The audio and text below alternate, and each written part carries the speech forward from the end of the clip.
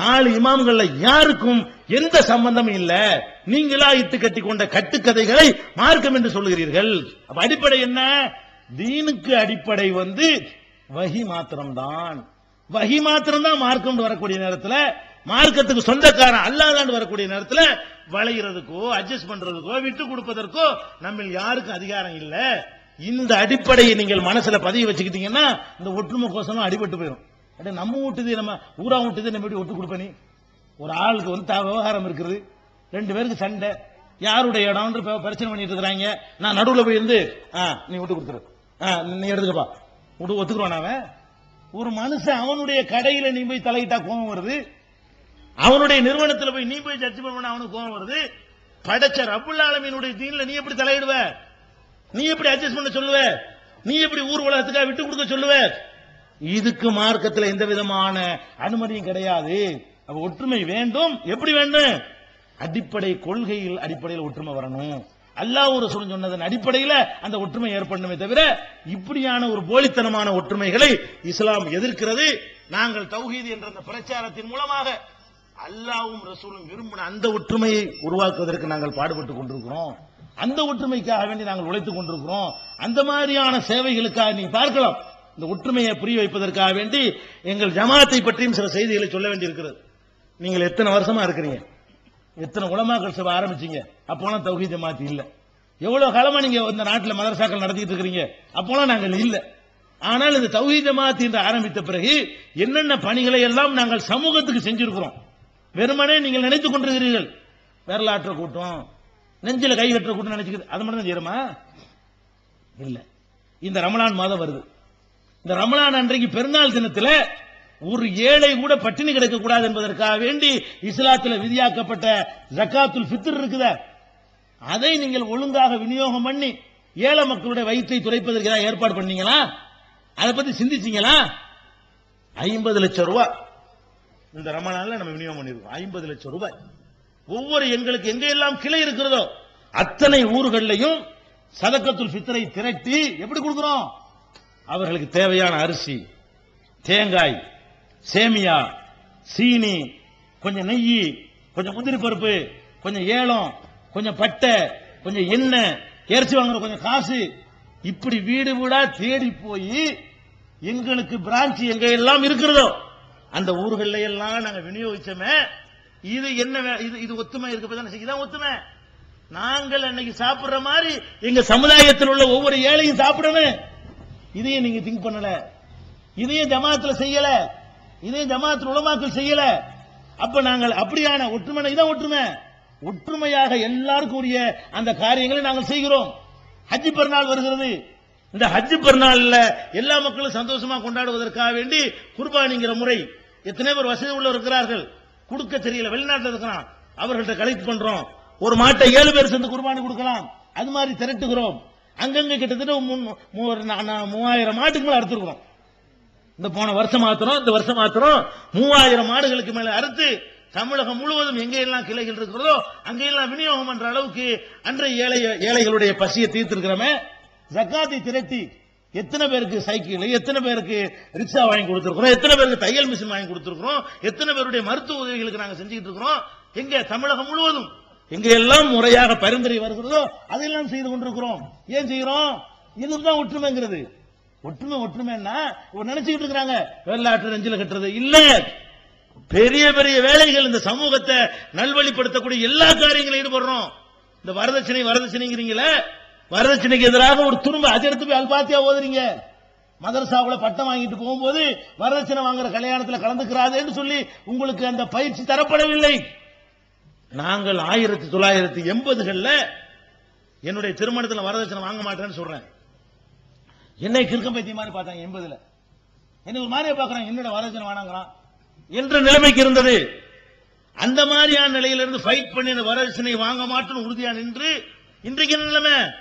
என்னுடைய சொந்த ஊர்ல போராடி நான் வரதட்சணை வாங்க மாட்டேன்னு என்னை ஊரை விட்டு ஒதுக்கி வைக்கிற நிலைமை இன்றைக்கு என்ன நிலைமை?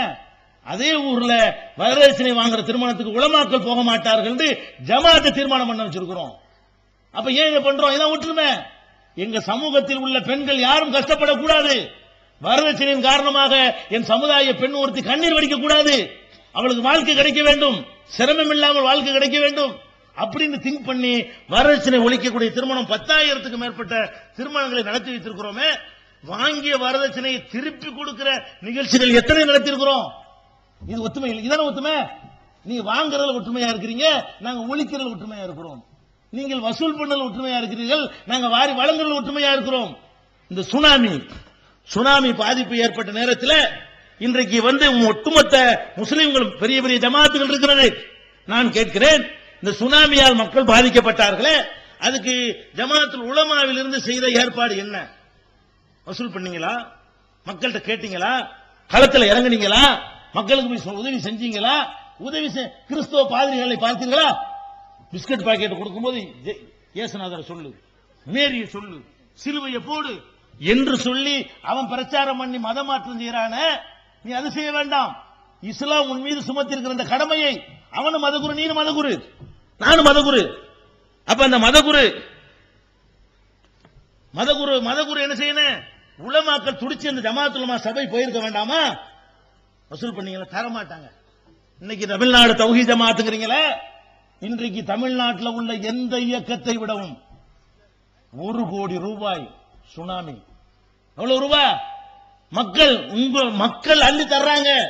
பெரிய பெரிய இயக்கங்களுக்கும் கிடைக்காத தமிழகத்திலேயே ஒரு இயக்கமாக நின்று அதிக அளவுக்கு சுனாமிக்காக மக்களிடத்திலே நிதி திரட்டிய ஒரு இயக்கம் இருக்கிறது சொன்னால் தமிழ்நாடு தௌஹீத் ஜமாத். இந்த இடத்தை பெருமைக்கு நான் சொல்லல.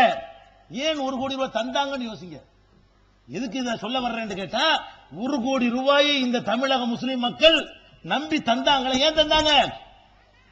செய்வாங்க, கரெக்டா கொடுப்பாங்க, திங்க மாட்டாங்க, சுருட்ட மாட்டாங்க, தேனை எடுத்தா புறங்கை நக்குமான்னு சொல்லுவாங்களே, அதை நீங்க செய்ய மாட்டாங்க. அந்த நம்பிக்கையை நீங்கள் பெற வேண்டும். பெற்றீர்களா? சினிமா நடிகர்களுக்கு பின்னால் ரசிகர் மன்றம் அமைத்துக் கொண்டிருந்தார்களே, அவங்க தான் இங்க உட்கார்ந்து இருக்கிற ஆட்கள்லாம். ஒரு காலம் இருந்தது, 85 வயசுக்கு பிறகுதான் அஜிக்கு போவாரு, 75 வயசுக்கு பிறகு தான் பள்ளியாசுக்கு வருவாரு. இருந்தா இல்லையா? இன்றைக்கு இளைஞர்கள் என்று கூட சொல்ல முடியவில்லை. இந்த வந்திருக்கக்கூடியவர்கள் ஒரு 10% பேரு 10 வயசு கீழே உள்ளவங்க உட்கார்ந்து கேட்டு இருக்கான் பாரு. அங்கங்க 10 வயசு 12 வயசு பசங்கள் கூட மார்க்கத்தை கேட்டு பின்பற்ற அளவுக்கு ஆர்வம் வந்திருக்கிறாங்களே. ரசிகர்களுக்கு, சினிமாக்காரனுக்கு ரசிகர் மன்றம் அமைத்தவர்கள், எம்ஜிஆர் குளிச்சு விட்டு ஒரு சோடாவை வாங்கி குடிப்பதற்காக அலை மோதின தாய்க்குளங்கள் மார்க்கத்தை கேட்பதற்கு அலை மோதி கொண்டிருக்கிறார்களே. இதை ஏற்படுத்தினது எது? சரியான மார்க்கத்தை சொல்லி பாருங்கள் உலமாக்களே, வாங்க சேர்ந்து சொல்லுவோம். அப்படி தலைகீழா புரட்டலாம். மக்கள் தெளிவா இருக்கிறாங்க. மக்கள் கரெக்டா சொல்றீங்க. ஆதாயத்துக்கு சொல்றோமா? நாங்கள் இந்த மாதிரி பிரச்சாரம் பண்ணுகிறோம். இந்த பிரச்சாரம் பண்ணுவதற்காக வேண்டி எங்களுக்கு 2000 ரூபாய் பணம் கேட்போமா? 3000 ரூபாய் கேட்போமா? 500 ரூபாய் உங்கள்கிட்ட கேட்போமா? 25 ஆண்டுகள்ல எவங்க நீங்க சல்லி காசு கேட்க மாட்டோம் மட்டுமில்ல, தந்தாலும் வாங்க மாட்டோம். மார்க்கத்தை அல்லாவுக்காக சொல்லிட்டு போவோமே தவிர டிக்கெட்டு காசு வாங்கிக்கிறோம். அதுக்கு அல்லாஹ் வசதி தந்தான்னு சொன்னா இன்ஷா அல்லாஹ் அதையும் கையில இருந்து போட்டு செய்வோம். இன்னைக்கு உள்ள நிலைமை என்ன? கார்ல வந்தா கார்ல உள்ள டிக்கெட் காசு வாங்கிக்கிறோம், காருக்குள்ள காசு வாங்கிக்கிறோம். பஸ்ல தான் வந்தோம், இன்னைக்கு பஸ்ஸுக்குள்ள காசு வாங்கிட்டு போயிருவோம், அவ்வளவுதான். அப்ப நாங்கள் டிக்கெட்டுக்குரிய காசு மாத்திரம் உங்கள்கிட்ட வாங்கி கொண்டு பிரச்சாரம் பண்ணுவோமே தவிர எதனால் நம்புறாங்கன்னு வழங்கணும். நாங்கெல்லாம் இளைஞர்களா இருக்கிற காலத்துல மீலாது விழா நடத்துவோம். அந்த மீலாது விழாவுக்காக வேண்டி அஜர்த்துமார்களை கூப்பிடுவோம். பெரிய அஜர்த்து என்று நாங்கள் மதித்தோம். அவர் எங்களுக்கு அந்த காலத்தில் எழுதினாரு, 2000 ரூபாய் தந்தி டிஎம்ஓவில் அனுப்பணும். டிஎம்ஓ என்ன தந்தி மணி ஆடுறான், டிஎம்ஓ இங்கிலீஷ்ல இருக்கிறவர். என்ன செய்யணும்? 2000 ரூபாய டிஎம்ஓன்னு ஒரு முறை பெருச்சான்னு தெரியல. நாங்கள் மீலாது விழா நடத்தக்கூடிய காலத்துல தந்தி மணி ஆர்டர்னு ஒண்ணு இருந்துச்சுங்க. அன்னைக்கு பண்ண அப்பவே கிடைச்சிடும். நீங்க டிஎம்ஓவில் உடனே அனுப்பி வைத்தீர்களே, ஆனால் நம்ம வர முடியும் மீலாது விழாவுக்கு. யார் சொல்றா? தமிழகத்திலே ரொம்ப மரியாதைக்குரிய அஜர்த்து, நல்ல சிறந்த பேச்சாளர், காலம் சென்று விட்டார். அவரு எங்களுக்கு எழுதின கடிதம். அப்ப எப்படி உங்களை மக்கள் நம்புவான்? அது உங்களுக்கு வியாபாரம், உங்களுக்கு பிசினஸ். மீலாது விழான்னு போவீங்க, மார்க்கத்தை சொல்லுவீங்க. மீலாது விழா நாங்க பார்க்காத மீலாது விழாவா? மீலாது விழா எப்படி நடத்துவாங்க? சென்னையில மீலாது விழா நடக்கும். எப்படி மீலாது விழா? எல்லாம் 2 மணிக்கு ஊர்வலம். 2 மணிக்கு பார்த்தா 18 வயசு 20 வயசு 25 ஆட்கள் அப்படி நிப்பாங்க. எப்படி நிப்பான்? தொட்டைக்கு மேல வேட்டியை மடிச்சு கட்டிக்கிட்டு. யார் மீலாது விழா கொண்டாடுறாங்க? மீலாது விழாவுல அப்ப ஹலால் ஹராம்லாம் பார்க்கலாமா போனா தொட்டைக்கு மேல கைலியை மடிச்சு கட்டிக்கிட்டு பாதி பேர் தண்ணியில இருப்பான். இந்த படை போதுமா அந்த படை போதுமா ஆடுவான். எங்க மீலாது ஊர்வலம் போவுங்க. மீலாது ஊர்வலத்துல 2 யானை போகும், 2 குதிரை, அதுல 2 தலைவன் உட்காந்துக்குருவான். மக்கள்கிட்ட இதை வச்சு அரசியல் ஆதாயம் தேடக்கூடியவன். அங்க இருந்து மெரினா பீச்சுக்கு என்ன செய்யும், ஊர்வலம் போகும். போய் உட்காந்துருமா. கருணாநிதி ஆட்சியில் இருந்தா கருணாநிதி உட்கார்ந்துருப்பாரு அந்த இடத்துல. ஜெயலலிதா ஆட்சியில் இருந்தா ஜெயலலிதா. அந்த லாபத்துக்கு செய்யறது தானே, மார்க்கத்துக்கு செய்யறது இல்ல. அவன் தன்னுடைய லாபத்துக்காக வேண்டி மீலாது கமிட்டி வச்சுக்கிட்டு மீலாது நடத்துவான். அங்க உட்கார்ந்துக்கிட்டு நான் சொன்னேன் அது பெரிய அஜர்த்து அவரெல்லாம் உட்கார்ந்துருப்பாரு. அங்க என்ன நடக்கும் போறீங்க, ரசூலுல்லாஹ் பத்திலாம் பேச மாட்டாங்க. எல்லாரும் நம்முடைய தானே தலைவர் கலைஞர் இருக்கிறார்களே, அவர்கள் எப்படி மீலாது விழாங்க. நம்ம புரட்சி தலைவி அம்மா இருக்கிறார்களே, இப்படி சொல்லுவாங்க. அந்த அம்மா எடுத்து இவரை சொல்லியும், இவர் அந்த அம்மாவை சொல்லுவாரு. இப்படி ஒருத்தமொத்தம் சொரிஞ்சு விட்டுவிட்டு இந்த பேச்சல அவன் பாராட்டுவான், அந்த பேச்சல இவன் பாராட்டுவான். ஆகவே நாமெல்லாம் இந்த மீலாது விழாவிலே ஒன்றுபட வேண்டும் முடிப்பாங்க. இது ஒண்ணு ஒரே ஒரு அர்த்தம் வரும், அவ்வளவுதான். ரசூலுல்லாஹ் பத்தி அல்லாஹ் பத்தி ஒண்ணுமே இருக்காது. இப்படி எல்லாம் கூத்தடிச்சா இப்படி உங்களை நம்புவான், எங்களே நம்புறான். நாங்க சொல்வதில் கரெக்டா இருக்கிறோம். எங்களுக்கு மூலது சம்பாதிக்க தெரியும், எங்களுக்கு பேச்ச வியாபாரமாக்க தெரியும். எங்களுக்கு 2 மணி நேரம் பேச தெரியாதா? சுபுல இருந்து இஷாவிலும் சுபு வரைக்கும் இந்த அஜர்த்துமார்கள்லாம் இஷாவுக்கு செஞ்ச ஒழுவோடு சுபு தொழுதாங்கலாம் கதை விடுவீங்களே. நாங்க நெசமாவே இஷாவுக்கு ஆரம்பிச்சு சுபுல எல்லாம் முடிச்சிருக்கிறோம். நாகூர்ல 6 மணி நேரம் 7 மணி நேரம் எனக்கு பேச முடியும். மக்கள் இருக்க மாட்டாங்கன்னு பயந்துட்டு தான் முடிக்கிறோமே தவிர எங்களுக்கு எந்த சங்கடமும் இல்ல. ஏன் அதையே நாங்க வியாபாரமாக்கல? எதுக்கு வியாபாரமாக்கல? மக்கள் நம்புறோம். சரி, இவங்க எதையும் எதிர்பார்க்கல. அல்லாஹ் அதை தகுதியா சொல்றான். லா அஸ்அலுக்கும் அலைஹி அஜ்ரா இன் அஜ்ரிய இல்லா அலல்லாஹ். ஒவ்வொரு நபிமார்களும் மக்கள்கிட்ட போய் சொன்னாங்களா, இது பெருமைக்கு சொல்றாங்க நினைக்க கூடாது. இத நபிமார்கள் சொன்னாங்கன்னு அல்லாஹ் சொல்லி காட்டுறான். என்ன சொல்றான்? லா அஸ்அலுக்கும் அலைஹி அஜ்ரா, இதுக்கான கூலியை நாங்க உங்கள்கிட்ட கேட்கல. நபிமார்கள் சொன்னாங்களாம் போய், இன் அஜ்ரிய இல்லா அலல்லாஹ், எங்க கூலி அல்லாஹ்ட்ட போங்க, உங்கள்கிட்ட கூலி கேட்ட வந்திருக்காங்க என்று சொல்லிட்டு தான் நபிமார்கள் பிரச்சாரம் செய்தார்கள். இத்தபியூ மல்லா யாசீன் ஓதுறீங்களா மூத்தா போனார்களுக்கு, இத்தபியூ நீங்கள் பின்பற்றுங்கள், மல்லா எஸ்அலுக்கும் அலைஹி அஜ்ரா, உங்கள்கிட்ட கூலி கேட்காதவர்களை பின்பற்றுங்கள். அல்லாஹ் சொல்லி காட்டுறான். உங்கள்கிட்ட யார் கூலி கேட்க மாட்டானோ அவனை பின்பற்றுங்கள். இப்ப நான் கேட்கிறேன், ஒவ்வொன்றுக்கும் கூலி கேட்கறீங்களே, நீங்க செய்யறது மார்க்கண்ட வச்சுக்கிறோம். மார்க்கம்னா நீங்க என்ன செய்யணும்? மௌலுது மார்க்கங்கிறீங்களா? அதை ஓதிட்டு அல்லாட்ட கூலி வாங்கிட்டு போக வேண்டியான. மௌலுது போறீங்க, பணக்காரன் வீட்டுக்கு நடமௌலுது ஓதுறீங்க, 1/2 மணி நேரம் கூட ஆகாது, 12 மௌலுது ஓதி முடிச்சு போடுறீங்க. ஏழை விடா இருந்தா பணக்காரன் விடுன்னு வைங்க, இஷாவுக்கு ஆரம்பிக்கிற சுபு வரைக்கும் ஓடுதுல விடி மௌலுது, அதுக்கு பேரு. பணக்காரனுக்கு விடி மௌலுது, சாதாரண மக்களுக்கு நடமௌலுது. 50, 25, 100 ரேட்டுக்கு தகுந்த மாதிரி. எப்படி உங்களை மக்கள் நம்புவான்? இப்படி ஓதிட்டு போயிட்டு மக்கள்கிட்ட கையை வல்ல காட்டிக்கிட்டு பிரிச்சு பார்த்துட்டு இன்னும் இவ்வளவுதானா அவ்வளவுதானா. சில ஆட்கள் நாங்கெல்லாம் சின்ன பிள்ளையா இருக்கும்போது எங்க அஜர்த்து அலிய சத்துன்னு ஒருத்தர் இருந்தார். அவர் என்ன செய்வார் தெரியுமா? ஓத போயிருவாரு, காசு கம்மியா கொடுத்தாங்கன்னு வைங்களேன், இப்படி செய்வார். அவர் மிகப்படி சொல்லல, காசு கம்மியா கொடுத்தாங்கன்னு இப்படி செய்வார். எடுத்துட்டு போயிருவான். பாத்தியாவை எடுத்துட்டாராம், அதாவது ஓதுல எடுத்துறாராம். அதாவது காசு கம்மியா கொடுத்தாங்கன்னா ஓதுனார்ல இப்படியும் பாரு, எடுத்துட்டு போயிரு. என்ன சொல்ற? இல்ல சார், 10 ரூபா. இப்படி எல்லாம் கூமுட்டைகள் இருந்தாங்க, இப்படிலாம் ஏமாத்துறவங்களும் இருந்தாங்க. இருந்தா இல்லையா?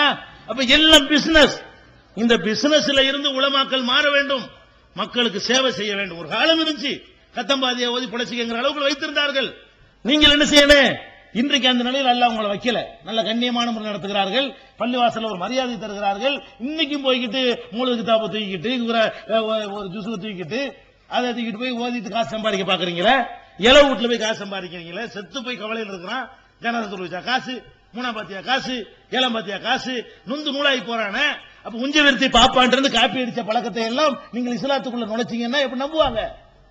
நாங்கள் உலமாக்களுடைய கண்ணியத்தை உயர்த்துவதற்குரிய வழிமுறைகளை சொல்லிக் கொடுத்து, எங்கள்கிட்ட உலமாக்கள் இல்லையா? எல்லாம் கண்ணியமா இருக்கிறாங்க. அவன்கிட்ட கையேந்தல, அல்லாஹ் எங்களுக்கு விட்டுறானா? நல்லா இருக்கிறோம், அல்ஹம்துலில்லாஹ். எந்த குறையும் அல்லாஹ் எங்களுக்கு வைக்கல. ஆனா மார்க்கத்தை வச்சு நாங்க பொழப்பு நடத்தல, மார்க்கத்தை வச்சு நடத்தல, இயக்கத்தை வச்சு நடத்தல, எதுலையும் லாபம் சம்பாதிக்கல. எந்த ஒரு சமுதாயம் எந்த ஒரு இயக்கத்தில் இருந்தாலும் அதை நாங்க சம்பளம் வாங்கல. அல்லாஹ் 1000 வழியை காட்டுறான். அப்ப அந்த மாதிரியான முறையில நம்முடைய வாழ்க்கை முறை அமைத்துக் கொள்ள வேண்டும்.